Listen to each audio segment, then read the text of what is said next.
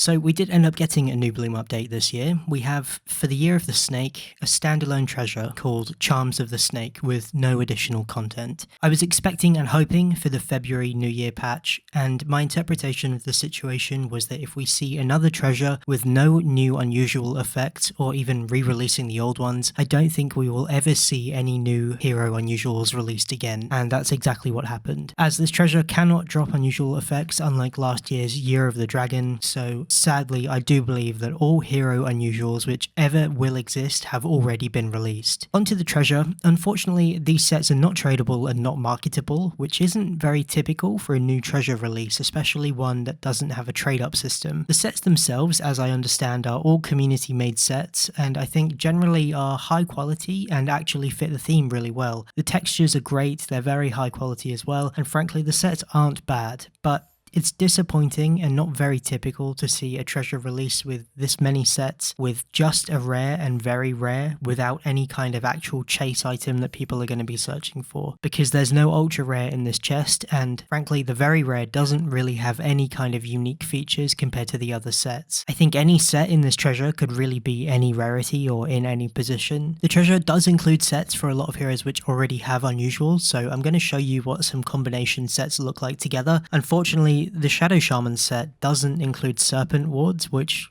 is very strange given the theme of this chest. I think the Naga Siren set looks awesome, and it's a unique color scheme for the hero which matches the Featherfall unusual she has really well, and you can match this item with the Shield cosmetic too for a really nice combined set. Templar Assassin has 3 unusual effects from the Year of the Dragon last year. That's what they look like. But interestingly, inside the game files there are actually references to this treasure, including more sets than it released with. There's an asset in the game for an Undying Gorilla styled set which looks like this, and also there's some text that implies that there should be 2 more sets than this treasure released with. My guess, honestly, is due to the lack of an ultra rare, that this Undying perhaps was the ultra rare set, which for one reason or another didn't make it into the game. But the thing is, right, the Necro set was only updated to the Steam Workshop 12 days ago, which is barely any time at all for Valve to make any improvements to the set, especially to the state that the highest rarity item in the chest should be, when it costs nearly $60 to unbox. The Medusa set I don't think is very good at all, but here it is with the same effects from the Year of the Dragon as well. As for Earth Spirit, he has a very similar themed set from the Collector's Cache in 2019, which you can combine to add another snake to this set, which does look good, and I'm sure Earth Spirit players will enjoy this, as he doesn't really have many good sets. Snapfire has an unusual for the first hero unusuals that were released, the Frostivus 2023 effects. Snowdrift and Frostbloom effects are shown here. This set is cool. I'm sure some people will use some parts of this with other sets to make some unique creations, but I'm not sure people are going to be using the entire thing often. Raze is interesting. He does have a very similar themed set from the 2021 Collector's Cache called Test of the Basilisk Lord. If you're using this new set, mixing it with this old Collector's Cache set is the way to go, and here's why. So this is what the new Year of the Snake set mixed with the bottom piece of that Basilisk set as well as the Arcana looks like. I think it looks really cool. This is maybe one of the best ways you can customize the Razor Arcana at the moment. As for Lich, he has 2 decent unusual effects, the same as Snapfire. There is a third for both of them, but it's bad, so I didn't bother showing it. I think both of these effects do improve the set, so if you're using the Cobra Car set, check out these unusual effects, Snowdrift and Frostbloom. They're very inexpensive, and I'll leave a link down below to my useful links spreadsheet to help you find these items on the Steam market if you are looking for them. There is some controversy about this set looking like an Oracle set in-game, but frankly I think these criticisms